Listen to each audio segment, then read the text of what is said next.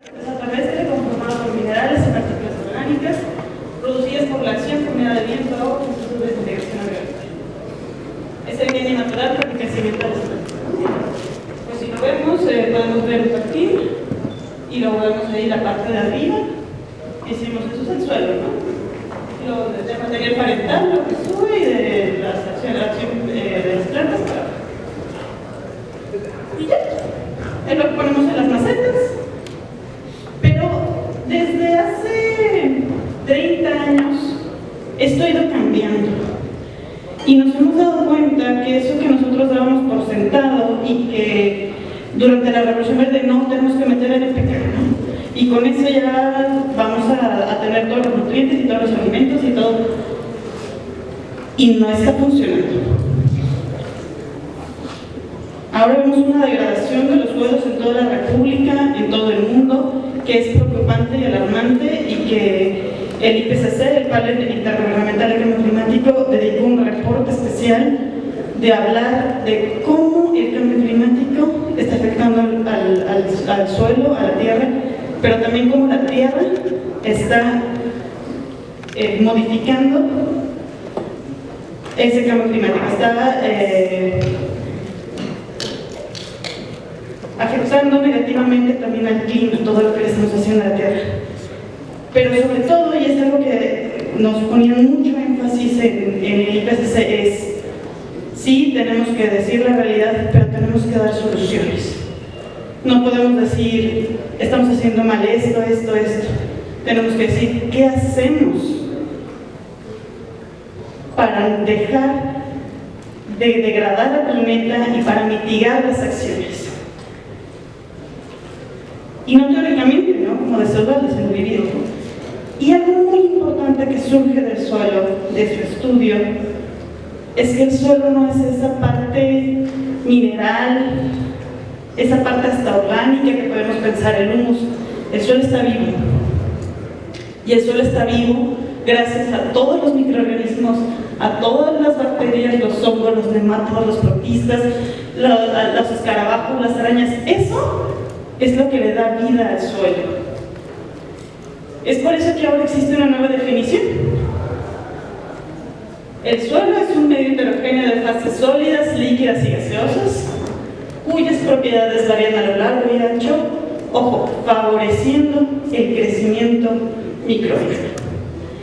Y podemos nosotros seguir viendo el suelo como esa parte, lo que tenemos que echar fertilizantes, o lo que tenemos que mejorar, lo que tenemos que... Pero si nos olvidamos, si no pensamos en los microorganismos, en todo lo que habita el suelo, nos estamos quedando cortos, porque al final esta cantidad de microorganismos es lo que va a determinar si nosotros tenemos un suelo sano o no, y eso es lo que va a determinar nuestra productividad.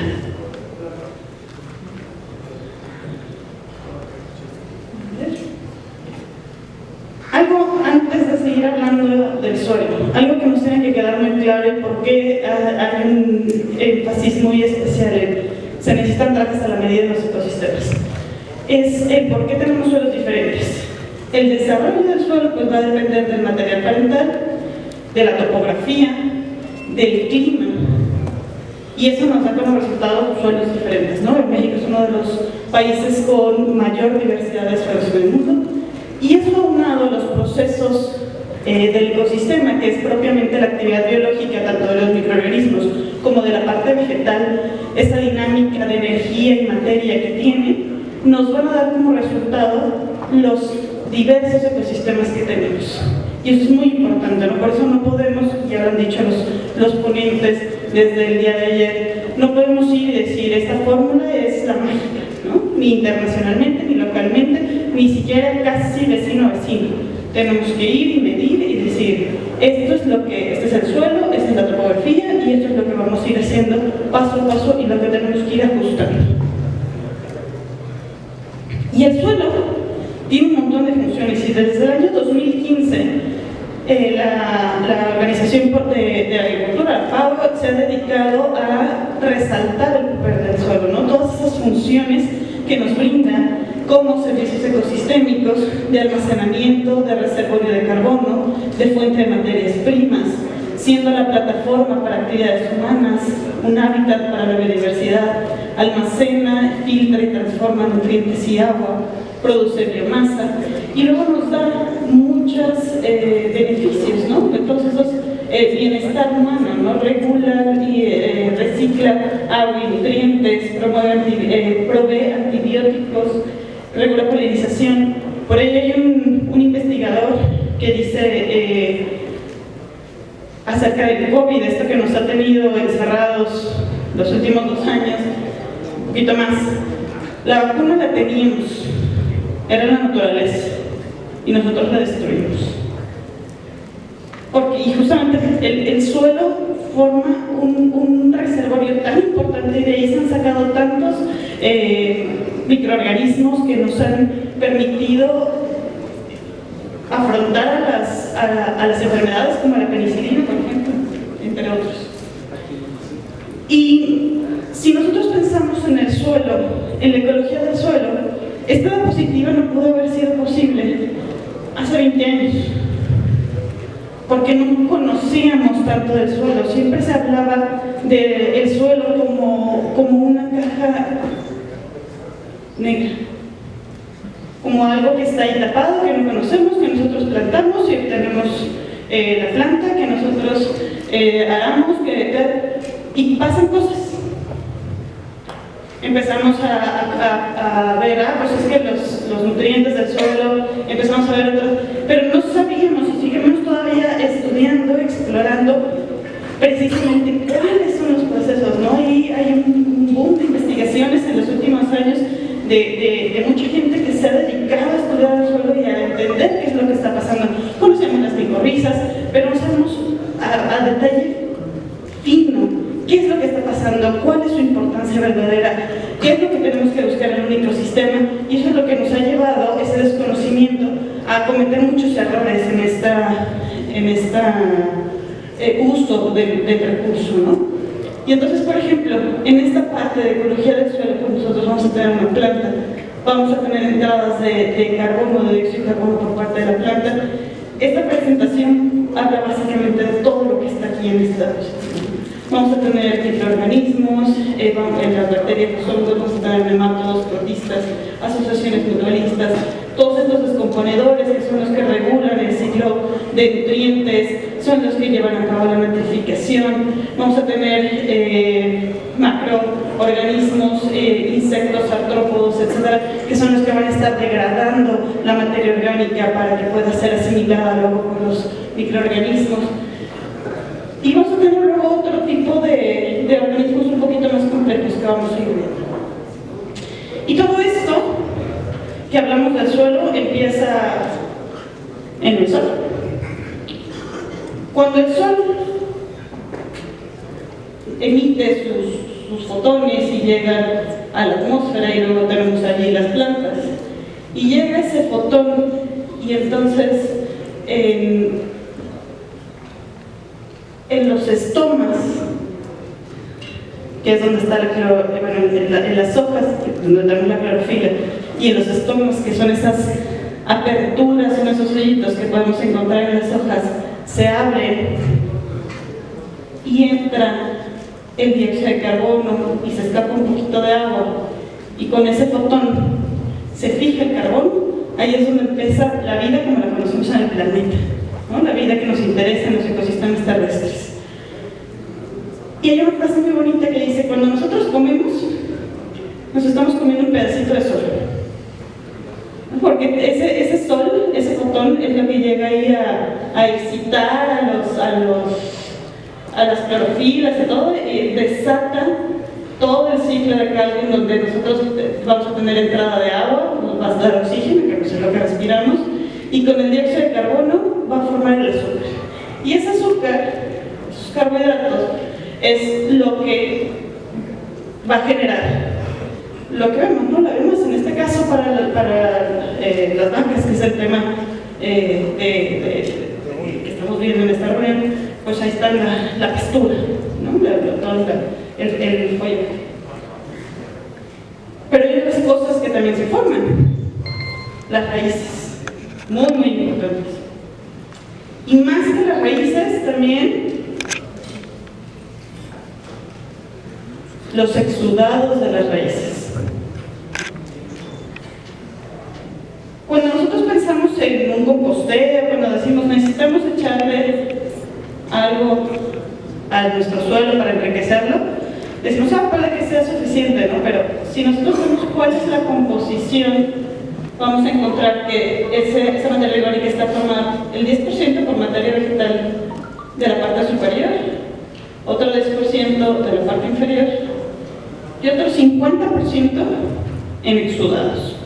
Los exudados son sustancias que libera la planta por las raíces, y esto es lo que se está contribuyendo más al cultivo del carbono en el suelo, los exudados. El otro 30% por ahí que anda perdido, pues es efectivamente porque se pierde, ¿no? Se regresa al atmósfera. ¿Y qué le pasa a esas moléculas orgánicas una vez que entran al suelo? Tienen tres opciones. Una es la preservación. Se va acumulando la materia orgánica sin alteraciones de su estructura química. Pasa en las turberas, por ejemplo. Se estabiliza. La transformación física y química de las moléculas orgánicas que inhibe la capacidad de los microorganismos del suelo para hacer uso de ellos como fuente de energía y nutrientes. Eso para temas de cambio climático es lo que nos interesaría, ¿no? Que se quede allí, se transforme, se estabilice y ya se nos quede. Pero para cuando tenemos sistemas productivos, lo que más nos importa es la descomposición.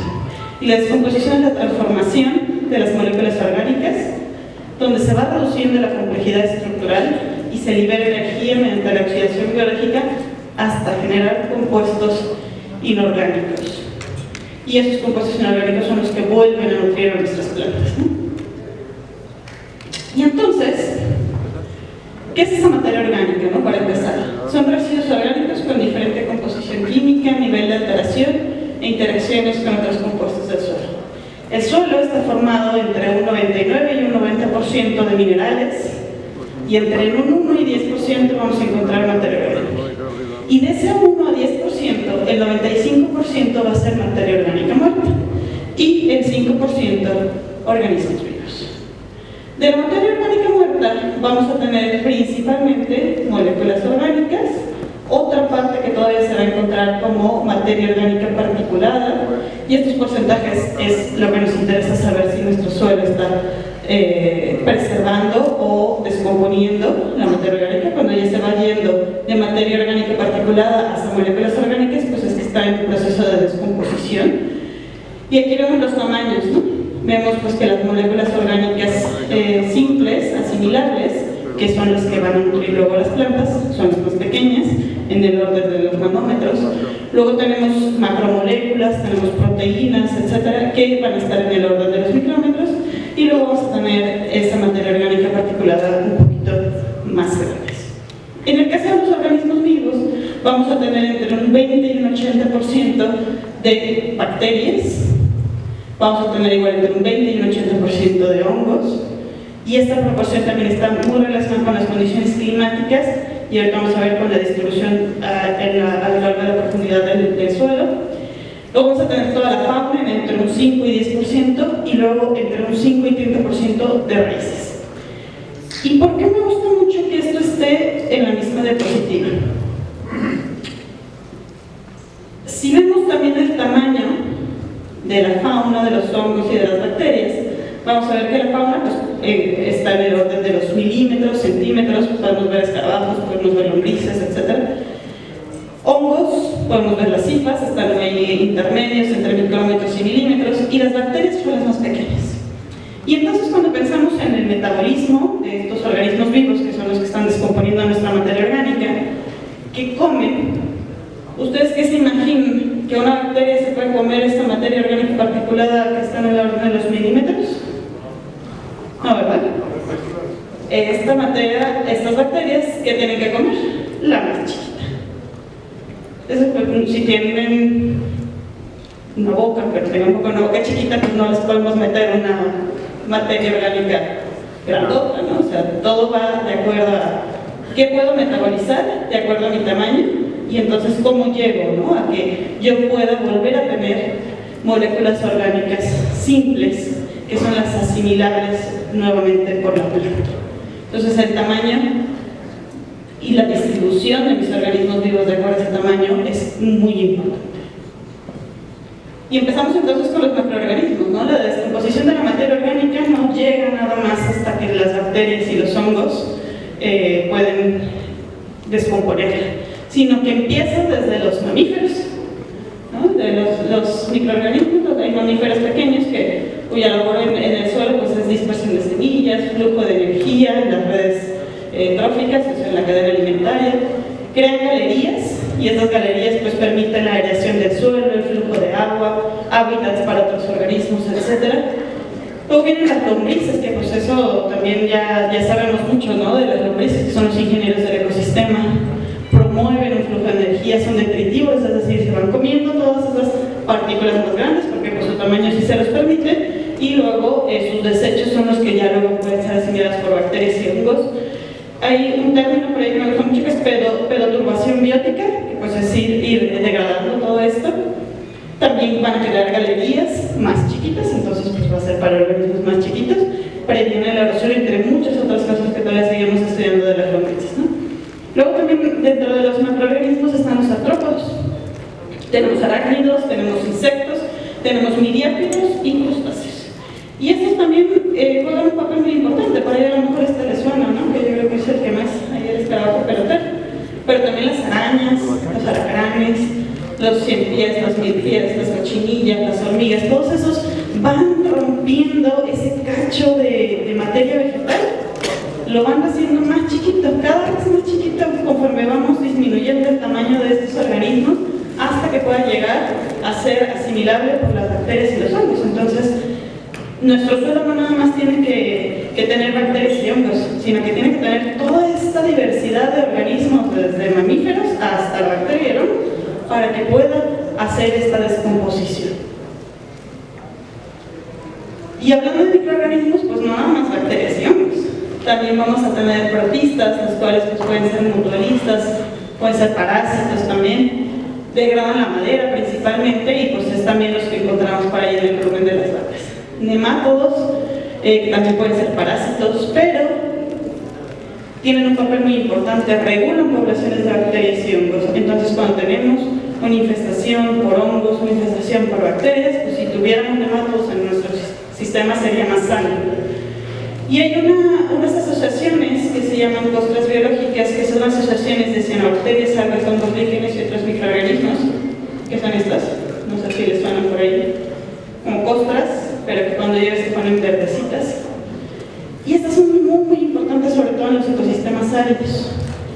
Se distribuyen en todos, ¿no? Pero en los ecosistemas áridos, pues crean como una alfombra en todo el suelo, protegen contra erosión, retienen el agua y los nutrientes. También intercambian carbono, porque las cianobacterias también hacen fotosíntesis, ¿no? Y los musguitos también, los líquenes, entonces por eso se ponen verdes. Y luego ya llegando a las bacterias, pues ahí ya hacen el 90% de la chamba, ¿no? Tenemos, a lo mejor les suena el Rhizobium, que son las que forman nódulos y las que se encargan de la fijación de nitrógeno, pero hay otro género menos conocido que son las fraquias, y esas fraquias se distribuyen principalmente en zonas áridas con la acacia, con la barba de tigre, etc. Forman nódulos en otras que no son leguminosas.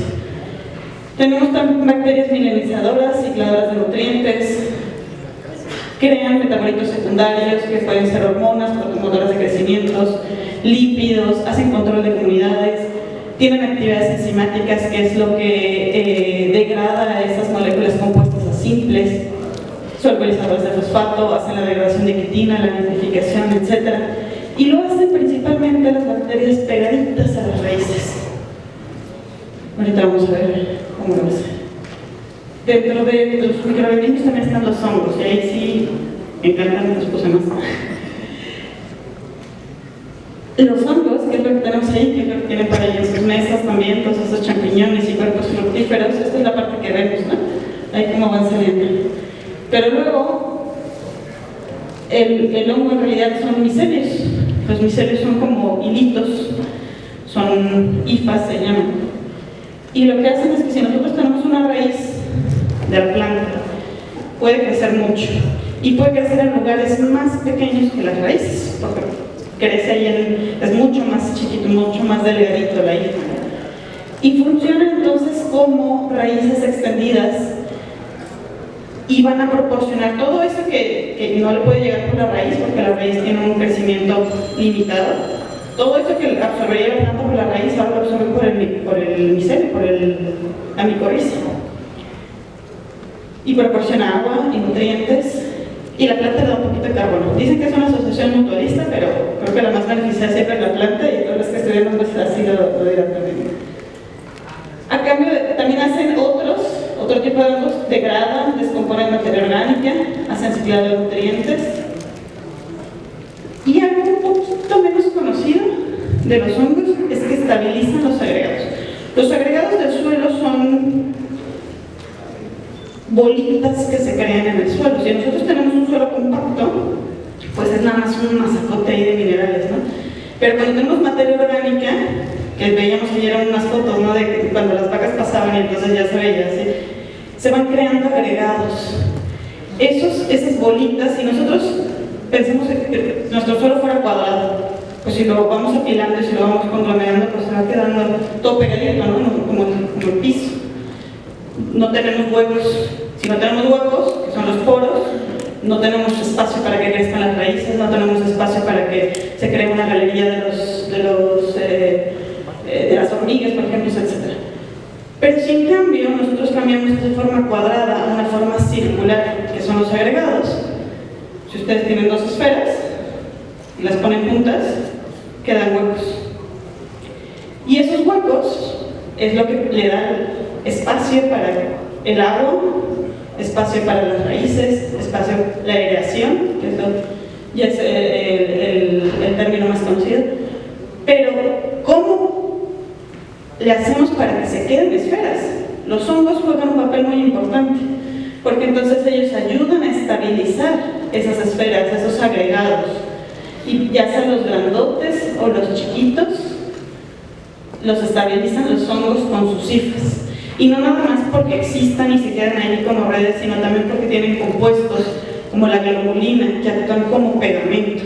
Y entonces la materia orgánica se queda juntita porque existe este compuesto de glomulina y nos crean todas esas esferitas en el suelo. La proporción de bacterias y hongos es muy importante y refleja mucho de la calidad de nuestro suelo. Y estas bacterias y hongos, por ejemplo, en condiciones saturadas, que evidentemente con la sequía, por ejemplo, de este año no tenemos, cuando tenemos agua, están ahí estos poros en el suelo y podemos ver las raíces y podemos ver los hongos viviendo allí libres, y sobre todo las bacterias, que las bacterias andan ahí en el agua muy felices. Pero cuando no tenemos esas condiciones saturadas, las bacterias no pueden quedar en los poros, no pueden quedar flotando, entonces se adhieren. Y se adhieren a las hifas, sí, ¿no? Aquí las amarillitas son las hifas, y las hifas sí pueden ocupar esos espacios en el suelo, pero las bacterias se van adhiriendo a ya sea la parte mineral, a la materia orgánica o a los hongos, pero sobre todo también a la rizósfera, ¿no? Y ahí en la rizósfera es donde se quedan más pegadas a las raíces, ¿no? Por esta distribución.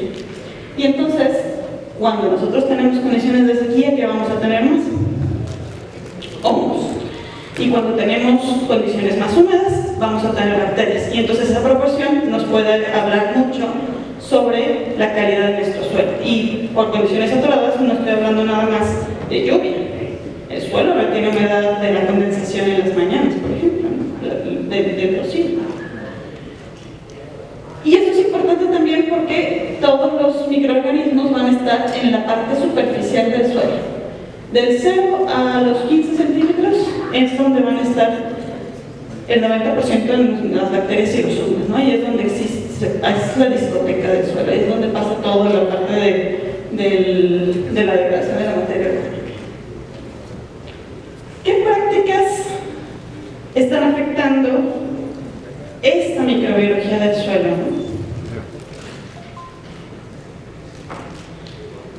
Cuando aramos, el arado profundo sobre todo, y justamente con esta distribución que vemos que está todo arriba, si nosotros volteamos el suelo, ¿qué creen que pasa? Matamos. Todas las bacterias y los hongos que estaban arriba, que están acostumbradas a tener oxígeno, a tener esa poquita humedad que les llega todas las mañanas y todo, y las pasamos para abajo, Se muere. se mueren. Se altera esa distribución de los microorganismos cuando a la larga, y que es lo que bueno, les vendieron muy bien en la Revolución Verde, Nos han vendido esa necesidad de arar, pues a la larga se ha visto que es en realidad lo que compacta el suelo, ¿no? Es la peor práctica que existe en la actualidad y está siendo satanizada, ya no hay que arar el suelo. Pero, pues lo hacía el abuelo y lo hacía el hijo y le decía, ¿cómo es posible? Pues ahora es lo que estamos viendo, ni modo. No es lo que está mal en realidad. Monocultivos. Y cuando digo monocultivos, no nada más estoy hablando de agricultura. Los que hacen manejo regenerativo, ¿cuántas especies de pastos tienen? ¿Poquitas o muchas? Y cuando tenemos pastoreo convencional, ¿cuántos tenemos?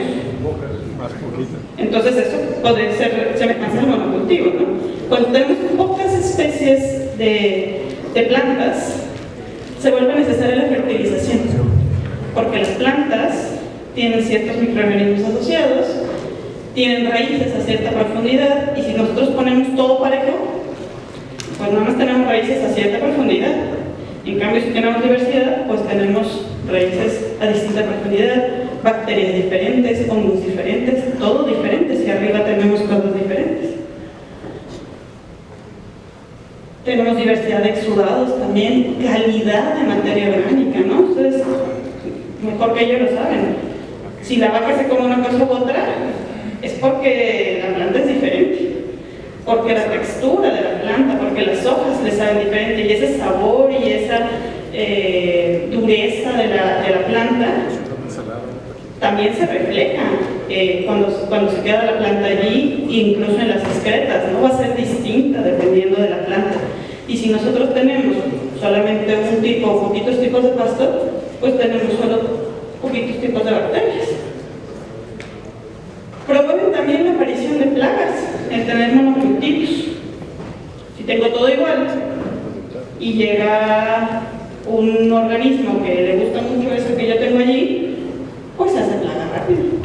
Si yo tengo diferente, pues va a atacar a parches y va a ser más difícil que se propague esa plaga.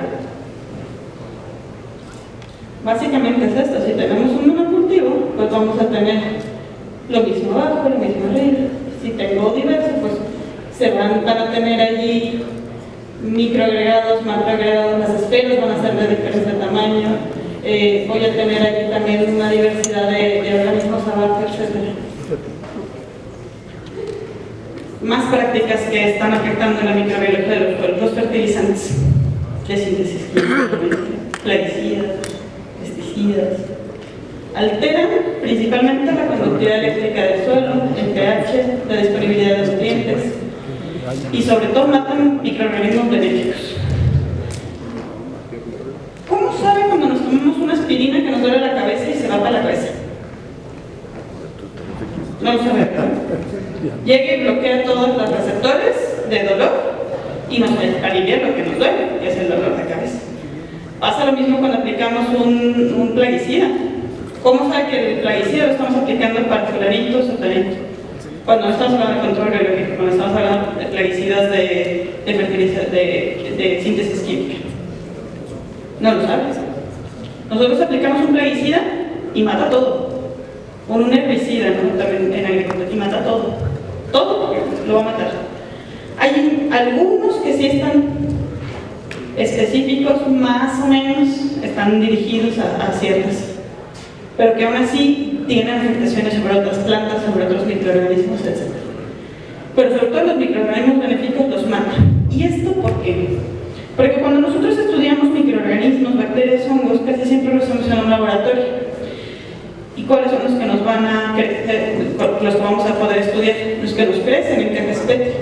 Pero en el suelo, en el campo, no todas van a poder crecer en un cultivo.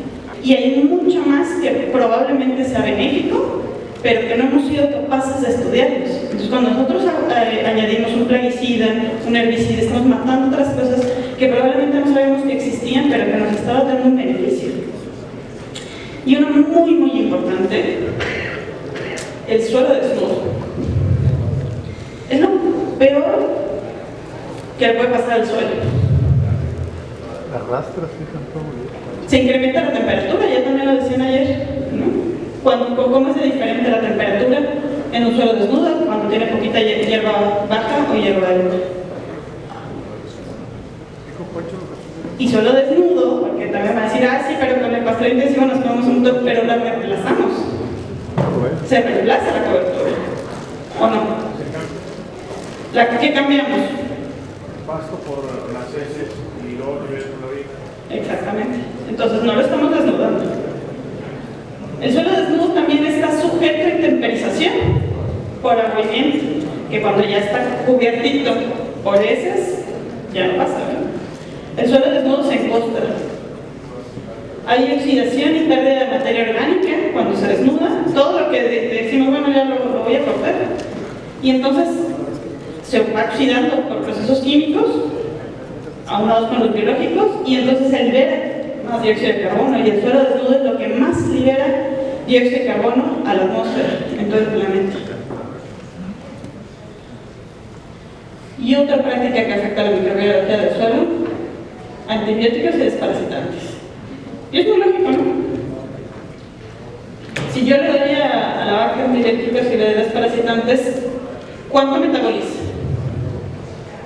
En el caso, estos son estudios recientes, esta que está dada acá, de la tetracyclina y las sulfamidas, solo metaboliza el 10% de la vaca, el 90% se va a las heces. Y de la ivermectina metaboliza entre un 30 y un 50%, si bien, que me parece algo. Y todo lo demás hasta aquí en heces, en orina, y tiene tres principales riesgos, cualquiera de los dos. Contamina el agua subterránea, afecta a la comunidad microbiana, la mata básicamente. O sea, si se le está mandando a la vaca para quitarle los parásitos, para curar enfermedades de bacterias y hongos, ¿qué nos va a matar en el suelo? Bacterias y hongos. Y luego también se introduce a la red trófica, ¿no? Cultivos, en los dispersadores, entonces ahí se van, ya se introducen todos estos compuestos a la cadena trófica y luego también lo terminamos comiendo. Y lo peor de todo es que todos estos, su tiempo de vida en la naturaleza es muy largo. Puntos a resaltar. Hay una enorme diversidad de microorganismos y debe existir un equilibrio, por la que la solución no está solo en la aplicación de ciertas cepas que nos venden, sino en promover las condiciones idóneas para su desarrollo. Ayer también veíamos una plática, la última, que decía es que sembramos y no se dio nada. No había condiciones para que esas plantas crecieran. Lo mismo, si me dan un inoculante, el mejor del mercado, yo voy y lo aplico en un suelo, si yo no promuevo las condiciones idóneas para su desarrollo, pues nada más tiré dinero ahí al suelo. Por ejemplo, hongos identificados como patógenos en la agricultura, otra cosa que también se desprende de ese equilibrio que debe existir. Patógenos en la agricultura, en la naturaleza no lo son. Hay fusarium, por ejemplo, ¿no? Fusarium hay en todos lados, en los bosques, en los desiertos, en todos lados hay fusarium. Pero no infestan los cultivos, porque son monocultivos. Y porque hay un déficit de materia orgánica. El fusarium necesita materia orgánica para vivir. Se acaba la materia orgánica, ¿qué voy a atacar? ¿De qué voy a vivir? Pues del cultivo. Y los controles biológicos van encaminados a eso, ¿no? Dale sustrato al hongo para que viva y así lo controles. Y eso está medio vacío. ¿Cómo mejora la diversidad de la comunidad microbiana? Porque yo espero que ahorita ya todos la vamos a ir contestando. Favoreciendo esas condiciones ambientales para la diversidad de los microorganismos. Ya vimos todo lo que le afecta, o parte de lo que le afecta a las comunidades microbianas. ¿Y qué decíamos? Arar el suelo, entonces no lo haremos, ¿no? ¿Cómo voy a promover? sin arado. ¿Cómo favorezco condiciones ambientales? ¿Qué otra se les ocurre? Control de la temperatura. ¿Cómo controla la temperatura? Teniendo cobertura, ya sea planta, o excretas, o mantilla. ¿Cómo le doy humedad a mis bacterias y a mis hongos? A mis bacterias sobre todo, ¿no? Que es lo que quiero también en equilibrio, que haya más bacterias que hongos. No puede ser que llueva, ¿verdad? Con la orina del ganado. Pero que no orina del ganado. Y luego, acordándonos de esta proporción que decíamos, tenemos la materia orgánica, el humus, compuesta por 10% acá arriba, 10% allá abajo y luego los sudados. ¿Qué creen que funciona mejor entonces, el mantillo o una barbeta? O una cobertura continua. ¿Y qué creen que funcione más? ¿Que yo quite todo, que deje que las vacas se coman aquí hasta abajo o un poquito? Porque sigue viva la planta.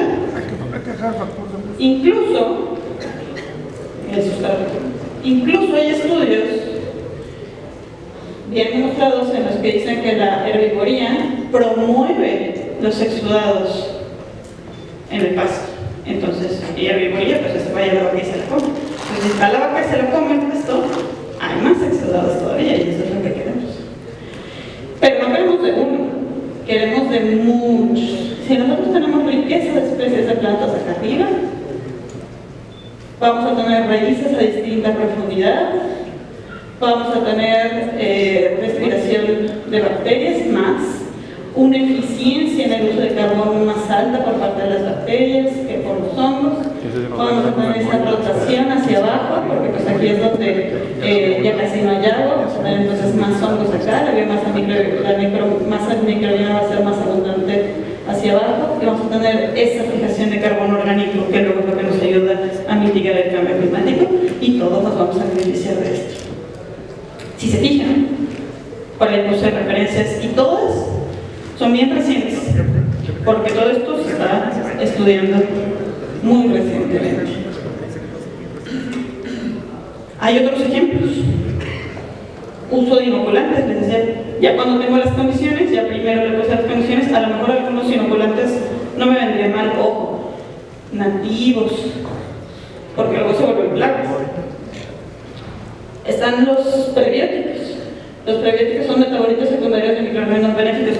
Si no la posibilidad de aislar e inocular a microorganismos nativos, pues lo que están produciendo los microorganismos en otro lado, sí me sirve, ¿no? Que son estos metabolitos de los microorganismos, pero esto todavía se está comprobando su efectividad, tiempo de vida, etcétera, para ajustar dosis, etcétera. Entonces, pues podemos ir experimentando ahí un poquito, pero todavía no está. Y luego también, ese amarillo está bien acá. Estamos trabajando, bueno, nosotros somos del Laboratorio de Sustentabilidad del Suelo y en el CIMBESTAT, y estamos trabajando con la CONAM. Al ratito va a estar Liliana, que ya está por allá, presentando los resultados de los robles, de la evaluación que hicimos, no nada más de carbono, repitiendo, no nada más de la parte grafológica y mineral del suelo, sino de los microorganismos, de la evaluación de los microorganismos ahí en el rancho Los Robles. En esa ocasión que hicimos el muestreo también lo hicimos en Valle Colombia, pero de manera física. Pero también apenas el mes pasado estuvimos, no es cierto, hace unas semanas estuvimos estableciendo línea base en pastizales ganaderos y me lo apunté. En La Salada, Los Álamos, La Purísima, San Francisco, y con herbivoría, no nada más ranchos ganaderos, sino otros que tienen herbivoría por ahí de bisontes en la Cerro del Carmen. Y todo esto lo estamos haciendo gracias a la libertad que me da el centro de investigación, porque no tenemos financiación.